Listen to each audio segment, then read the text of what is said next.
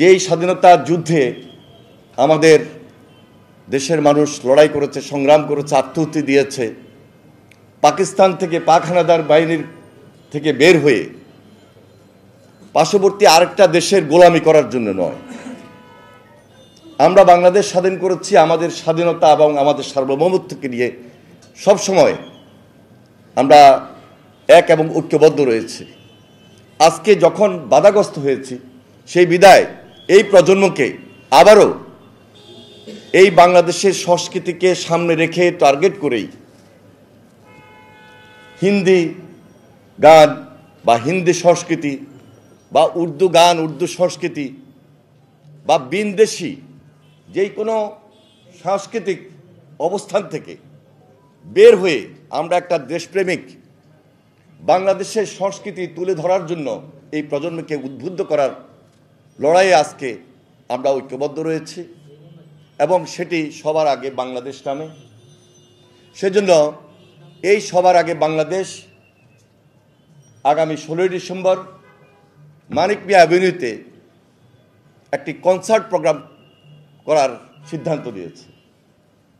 এই কনসার্টের মধ্য দিয়ে দেশীয় সংস্কৃতির বিকাশ, বাংলাদেশের গান আমরা এই জাতির সামনে, এই প্রজন্মের সামনে তুলে ধরছি এবং তুলে ধরব। সেখানে আমরা মনে করছি যে একটা সর্বাত্মক সহযোগিতা দেশবাসীর কাছ থেকে যেমনই পাব, আপনাদের থেকেও পাব এবং এই দেশ, এই দেশবাসী, এই প্রজন্ম দেশপ্রেমিক, দেশের সংস্কৃতি সব কিছুকে ধারণ করে আমরা ঐক্যবদ্ধ থাকব এবং বাংলাদেশ, উই আর বাংলাদেশ, আমরা ইউনাইটেড বাংলাদেশ, এটা আমাদের একটা স্ট্রেংথ। বিশেষ করে এই প্রজন্ম, যারা ছাত্র, যারা যুবক, এরা তারুণ্যের শক্তি। এই তারুণ্যের শক্তিকে বেদ করার কোনো সুযোগ এই দেশে কারোর থাকবে কিনা আমরা তা মনে করি না। কারণ এই তারুণ্যের শক্তিকে ধারণ আমরা করছি, তারুণ্যের শক্তিকে আরও বেশি শক্তিতে পরিণত করব দেশকে, জাতিকে ঐক্যবদ্ধ রাখার স্বার্থে এবং সংগ্রামে। আমাদের দেশের বিরুদ্ধে আজকে বিনদেশী সংস্কৃতি শুধু নয়, বিভিন্ন ধরনের ষড়যন্ত্র আজকে হচ্ছে।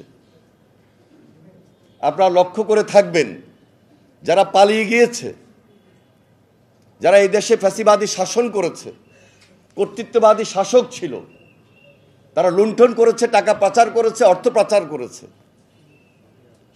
তাদের সেই টাকা, তাদের সেই অর্থ, তাদের সেই ষড়যন্ত্র আজকে একত্রিত হয়ে দেশের বিরুদ্ধে, দেশের স্বাধীনতা এবং সার্বভৌমত্বের বিরুদ্ধে বিন দেশের সঙ্গে একত্রিত হয়ে আজকে তারা সেই ষড়যন্ত্রে লিপ্ত রয়েছে।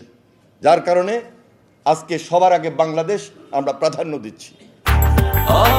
ব্রেকফাস্ট, টিফিন কিংবা স্ন্যাক টাইমে মজাদার আয়োজন মানে অল টাইম ব্রেড। এটি একটা নতুন ধারণা, নতুন চিন্তা জাতিকে একত্রিত করার জন্য। আমাদের ভারপ্রাপ্ত চেয়ারম্যান জনাব তারেক রহমান, তিনি আমাদেরকে এই ধারণাটুকু এমনভাবে দিয়েছেন, আমরা সবাই মিলে বসে ওনার সঙ্গে আলোচনা করে আজকে এই ধারণাটুকু জাতির সামনে তুলে ধরছি।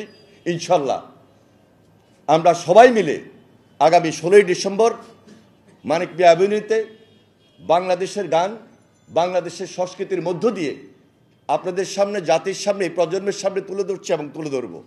আমরা বিকাল 3টা থেকে শুরু করব, রাত 10টা, 11টা, 12টা বেজেও যেতে পারে। সেজন্য আমরা আহ্বান জানাচ্ছি সবার আগে বাংলাদেশের পক্ষ থেকে আমাদের এই দেশের মানুষ, তরুণ সমাজ, এই প্রজন্ম, তারা উদ্বুদ্ধ হবেন, তারা আমাদের এই কনসার্ট প্রোগ্রামে অংশগ্রহণ করবেন।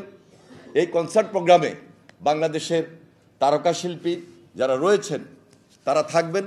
তাদের মধ্যে উল্লেখযোগ্য বেবি নাজনীন, মনির খান, আব্দুল হাদি অথবা খুরশিদ আলম, কণা, ইমরান, প্রীতম, জেফার ইন্ডি, কনক চাপা, মৌসুমী।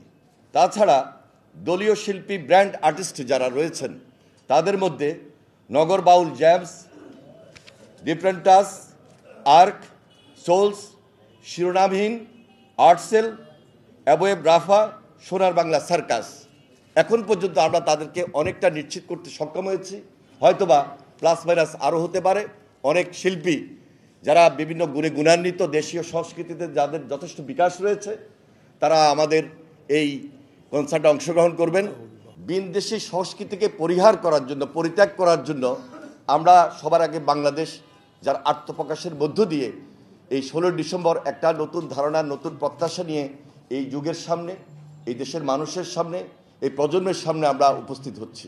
কোনোভাবেই সেই সংস্কৃতি, ভারতের সংস্কৃতি, কোনোভাবেই হিন্দি সংস্কৃতি, উর্দু সংস্কৃতি, যারা পাক হানাদার বাহিনীর বিরুদ্ধে আমরা লড়াই করেছি, সংগ্রাম করেছি, যুদ্ধ করে দেশ স্বাধীন করেছি, আমরা সেই ধরনের উর্দু, হিন্দি বা বিনদেশি সংস্কৃতি আমরা একত্রিত হব না।